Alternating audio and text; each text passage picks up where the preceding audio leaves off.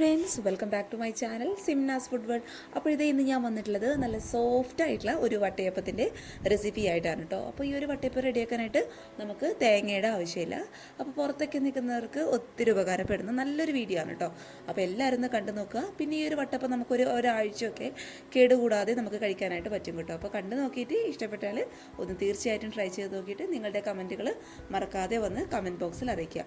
അപ്പോൾ നമുക്ക് പെട്ടെന്ന് തന്നെ വീഡിയോയിലോട്ട് കടക്കുന്നതിന് മുന്നേ ചാനലിൻ്റെ വീഡിയോസൊക്കെ ആദ്യമായിട്ട് ആരെങ്കിലും കാണുകയാണെന്നുണ്ടെങ്കിൽ ഒന്ന് സബ്സ്ക്രൈബ് ചെയ്ത് സപ്പോർട്ട് ചെയ്യണേ. അപ്പോൾ നമുക്ക് പെട്ടെന്ന് തന്നെ ഈ ഒരു തേങ്ങയില്ലാത്ത സോഫ്റ്റ് ആയിട്ടുള്ള വട്ടയപ്പം എങ്ങനെയാണ് ചെയ്യുന്നത് നോക്കാം. അപ്പോൾ ഈ ഒരു വട്ടയപ്പം റെഡിയാക്കാനായിട്ട് നമുക്ക് മെയിനായിട്ട് വേണ്ടത് പച്ചരിയാണ് കേട്ടോ. അപ്പോൾ ഞാനിത് ഇങ്ങനെയുള്ളൊരു ഗ്ലാസ്സിൽ, നമ്മൾ സാധാരണ വീടുകളിലൊക്കെ ഉപയോഗിക്കുന്ന ഇങ്ങനെയുള്ളൊരു ഗ്ലാസ്സിൽ ഒരു ഗ്ലാസ് നിറയെ പച്ചരി ഈ ഒരു പാത്രത്തിലോട്ട് അങ്ങോട്ട് ഇട്ട് കൊടുക്കുന്നുണ്ട്. അതേ സെയിം ഗ്ലാസ്സിൽ ഒരു അര ഗ്ലാസും കൂടി അവൽ ഞാൻ മറ്റൊരു പാത്രത്തിലോട്ട് ഇട്ട് കൊടുക്കുന്നുണ്ട്. അപ്പോൾ ഒരു ഗ്ലാസ് പച്ചരിക്ക് അര ഗ്ലാസ് അവലെന്ന രീതിയിലാണ് കേട്ടോ നമ്മളിത് അളന്നെടുക്കേണ്ടത്. പിന്നെ നമ്മൾ അവലെടുക്കുമ്പോൾ വെള്ള അവൽ കയ്യിലുണ്ടെന്നുണ്ടെങ്കിൽ അത് തന്നെ എടുക്കാം. കാരണം നമ്മുടെ ആ ഒരു വട്ടയപ്പത്തിൻ്റെ കറക്റ്റ് കളർ കിട്ടണമെന്നുണ്ടെങ്കിൽ വെള്ള അവലായിരിക്കും കേട്ടോ കൂടുതൽ നല്ലത്. നിങ്ങളുടെ കയ്യിൽ അതില്ലാന്നുണ്ടെങ്കിൽ കുഴപ്പമൊന്നുമില്ല, ബ്രൗൺ അവൽ എടുത്താലും മതിയാവും കേട്ടോ. ഇനി ഇത് നമുക്ക് 2 മണിക്കൂർ നന്നായിട്ടൊന്ന് കുതിർത്ത് വെക്കണം. അപ്പോൾ നമ്മളിത് കുതിർത്ത് വെച്ചതിന് ശേഷം നമ്മൾ പച്ചരി നന്നായിട്ടൊന്ന് അരച്ചെടുക്കുകയാണ്. അപ്പോൾ അരച്ചെടുക്കുന്നതിന് ഒരു 15 മിനിറ്റ് മുന്നേ അവൽ മാത്രം ഒന്ന് കുതിർത്തെടുത്താലും മതി. കാരണം അവൽ നമുക്ക് പെട്ടെന്ന് കുതിർന്ന് കിട്ടുന്ന ഒരു സാധനമാണ്. ഞാനിപ്പോൾ ഇത് രണ്ടും ഒരുമിച്ച് അങ്ങ് കാണിച്ചതേ ഉള്ളൂ. അപ്പോൾ അത് നിങ്ങളുടെ സൗകര്യത്തിനനുസരിച്ചിട്ട് ചെയ്യട്ടോ. അപ്പോൾ ഇത് രണ്ടും നമുക്ക് നന്നായിട്ട് ഒരു 2 മണിക്കൂർ ഒന്ന് കുതിർക്കാനായിട്ട് അങ്ങോട്ട് മാറ്റി വയ്ക്കാം. അപ്പോൾ നമ്മുടെ പച്ചരി കറക്റ്റ് ഒരു 2-2.5 മണിക്കൂർ കൊണ്ട് നന്നായിട്ട് കുതിർന്ന് വന്നിട്ടുണ്ട്. അത് നന്നായിട്ട് കഴുകി എടുത്തിട്ടുണ്ട് കേട്ടോ. അപ്പോൾ നമ്മൾ കൈ വെച്ചിട്ട് ഈ അരി ഇങ്ങനെ പ്രസ് ചെയ്യുന്ന സമയത്ത് അത് രണ്ടായിട്ട് പിളർന്ന് വരണം. അതാണ് പച്ചരി കുതിർന്നതിൻ്റെ കറക്റ്റ് പരുവെന്ന് പറയുന്നത്. ഇനി നമുക്ക് ഈ ഒരു പച്ചരി എല്ലാം കൂടി മിക്സിയുടെ ജാറിലിട്ടിട്ട് നന്നായിട്ടൊന്ന് അരച്ചെടുക്കാം. അപ്പോൾ അരച്ചെടുക്കുന്ന സമയത്ത് നമ്മൾ ഏത് ഗ്ലാസ്സിലാണോ ഈ ഒരു അരി അളന്നെടുത്തത് അതേ സെയിം ഗ്ലാസ്സിൽ ഒരു 1/4 ഗ്ലാസോളം സാധാരണ വെള്ളം ഒഴിച്ചിട്ട് നന്നായിട്ട് നല്ല ഫൈൻ പേസ്റ്റായിട്ട് അരച്ചെടുക്കുക കേട്ടോ. ആദ്യം തന്നെ നമ്മൾ ഒരുപാട് വെള്ളം അങ്ങ് ചേർത്ത് ഈ ഒരു മിക്സിയുടെ ജാറിലിട്ട് അടിച്ചെടുക്കുന്ന സമയത്ത് നമുക്ക് പച്ചരി അരഞ്ഞു കിട്ടാനായിട്ട് ബുദ്ധിമുട്ടായിരിക്കും. അതുകൊണ്ടാണ് 1/4 ഗ്ലാസോളം മാത്രം വെള്ളം ചേർത്തിട്ട് നമുക്ക് ആദ്യം നന്നായിട്ടൊന്ന് അരച്ചെടുക്കാൻ വേണ്ടിയിട്ട് പറയുന്നത്. അപ്പോഴത്തേക്ക് നമ്മുടെ പച്ചരി നന്നായിട്ട് നല്ല ഫൈൻ പേസ്റ്റായിട്ട് ഞാൻ അരച്ചെടുത്തിട്ടുണ്ട്.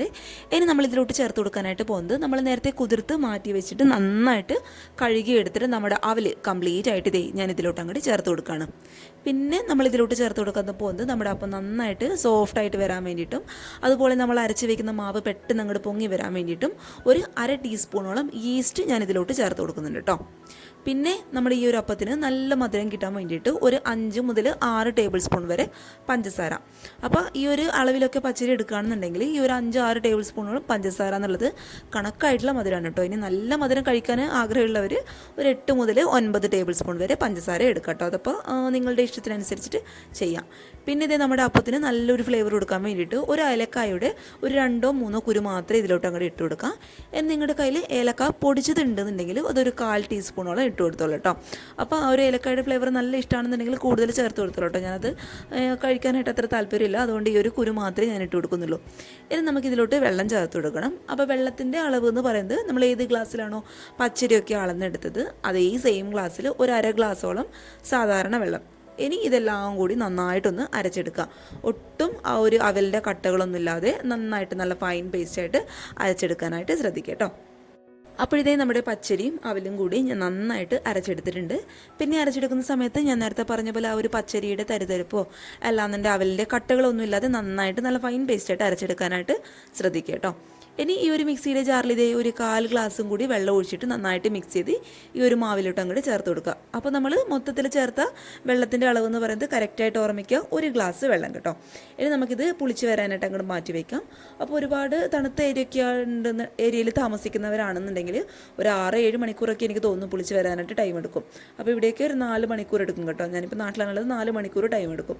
അപ്പോൾ ഇത് ആദ്യം നമുക്ക് നന്നായിട്ട് പുളിച്ച് വരാനായിട്ട് ഈ മാവ് അങ്ങോട്ട് മാറ്റി വയ്ക്കാം.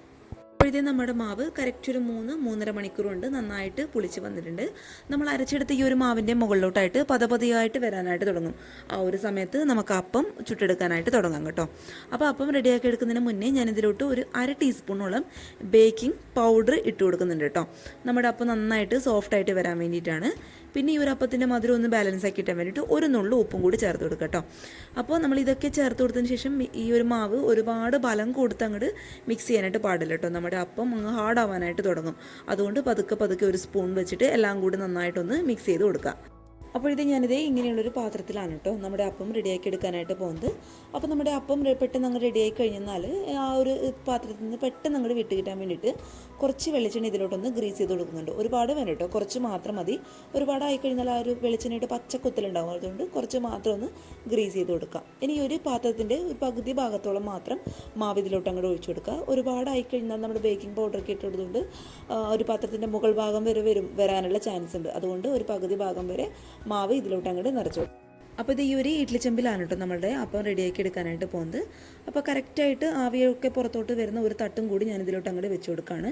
ഇനി നമ്മൾ ഒഴിച്ചു കൊടുത്ത വെള്ളമൊക്കെ നന്നായിട്ട് തിളക്കുന്ന സമയത്ത് നമ്മൾ മാവ് ഒഴിച്ച് വെച്ച് ഈ ഒരു പാത്രം കൈ ഒന്നും പൊള്ളിക്കാതെ പതുക്കെ ഇതിലോട്ട് അങ്ങോട്ട് ഇറക്കി വെച്ച് കൊടുക്കുക. എന്നിട്ട് ഹൈ ഫ്ലെയിമിലിട്ട് കറക്റ്റ് ഒരു 20-25 മിനിറ്റ് ഈ ഒരു അപ്പം നമുക്ക് നന്നായിട്ടൊന്ന് വേവിച്ചെടുക്കാം.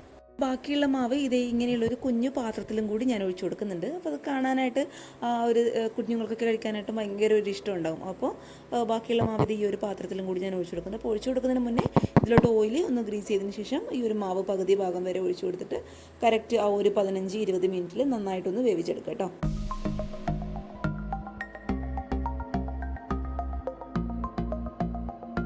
അപ്പോഴത്തെ നമ്മുടെ അപ്പമൊക്കെ പറഞ്ഞ ആ ഒരു കറക്റ്റ് ടൈം കൊണ്ട് നന്നായിട്ട് വെന്ത് വന്നിട്ടുണ്ട്. കംപ്ലീറ്റ് ആയിട്ട് ചൂട് മാറിയതിന് ശേഷം മാത്രം ഒരു സ്പൂണോ അല്ലാന്നുണ്ടെങ്കിൽ കത്തിയൊക്കെ വെച്ചിട്ട് ഈ ഒരു പാത്രത്തിൻ്റെ സൈഡ് ഒന്ന് വിടിയിച്ച് കൊടുക്കുകയാണെന്നുണ്ടെങ്കിൽ പെട്ടെന്ന് നമ്മുടെ അപ്പം ഇങ്ങോട്ട് വിട്ട് വരും കേട്ടോ. നല്ല സോഫ്റ്റ് ആയിട്ടുള്ള അപ്പം തന്നെയായിരുന്നു, കറക്റ്റ് മധുരം ഉണ്ടായിരുന്നു. അപ്പോൾ എല്ലാവരും തയ്യാറാക്കി നോക്കുക. പിന്നെ ഈ ഒരു അപ്പമൊക്കെ ഒരു 5-6 ദിവസമൊക്കെ കേടുകൂടാതെ നമുക്ക് കഴിക്കാനായിട്ട് പറ്റും കേട്ടോ. നമ്മൾ തേങ്ങയില്ലാതെ ഉണ്ടാക്കിയെന്ന് പറയുകയില്ല, അത്രയും സോഫ്റ്റ്നെസ് ആയിരുന്നു കഴിക്കാനായിട്ട്. അപ്പോൾ എല്ലാവരും ട്രൈ ചെയ്ത് നോക്കിയിട്ട് നിങ്ങളുടെ അഭിപ്രായങ്ങൾ മറക്കാതെ വന്ന് കമൻറ്റ് ബോക്സിൽ അറിയിക്കട്ടോ. അതുപോലെ ചാനലിൻ്റെ വീഡിയോസൊക്കെ ആദ്യമായിട്ട് ആരെങ്കിലും കാണുകയാണെന്നുണ്ടെങ്കിൽ ഒന്ന് സബ്സ്ക്രൈബ് ചെയ്ത് സപ്പോർട്ട് ചെയ്യണേ. പിന്നെ ഈ ഒരു വട്ടയപ്പത്തിൻ്റെ റെസിപ്പി ഇഷ്ടപ്പെട്ടാൽ ഈ ഒരു വീഡിയോ ലൈക്ക് ചെയ്യാതെ പോകരുത് കേട്ടോ. അപ്പോൾ ഇതെന്ന് പറയുമ്പോൾ നമ്മുടെ ഒരു സബ്സ്ക്രൈബർ പേര് ധനൂജ രാജ് നമ്മുടെ ഒരു സീബ്ര കേക്കിൻ്റെ റെസിപ്പി ട്രൈ ചെയ്ത് നോക്കിയിട്ട് എനിക്ക് ഫോട്ടോസ് മെയിലിൽ അയച്ചു തന്നതാണ്. അപ്പോൾ നല്ല അടിപൊളിയായിട്ട് വന്നിട്ടുണ്ട് കേട്ടോ. Thank you so much Dhanuja. അപ്പോൾ നിങ്ങളും നിങ്ങളുടെ റെസിപ്പീസ് ട്രൈ ചെയ്തിട്ടുള്ള റെസിപ്പീസ് മറക്കാതെ എൻ്റെ മെയിൽ ഐ ഡിയിൽ അയച്ചു തരിക. മെയിൽ ഐ ഡി താഴെ ഡിസ്ക്രിപ്ഷൻ ബോക്സിൽ ഞാൻ കൊടുക്കാം കേട്ടോ. അപ്പോൾ നാളെ ഒരു നല്ല വീഡിയോ ആയിട്ട് കാണും വരെ thank you for watching Simnas food world. By.